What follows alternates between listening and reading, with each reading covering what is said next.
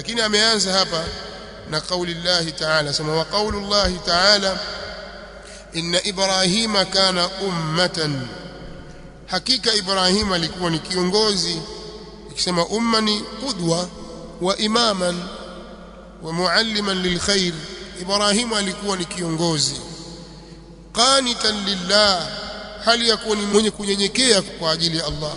Hanifan, ni mwenye kumili kuelekea kwa Allah na kuachana na shirk. Hanifan, hali yakuwa ni mwenye kuachana na shirki, kuachana na kufuru na kushikamana na Uislamu. Walam yaku minal mushrikin, na hakuwa katika washirikina. Faraka almushrikin bilqalbi wallisani walbadan, kwa moyo na kwa ulimi na mwili. Alikuwa yuko mbali na washirikina, alikuwa akiwachukia.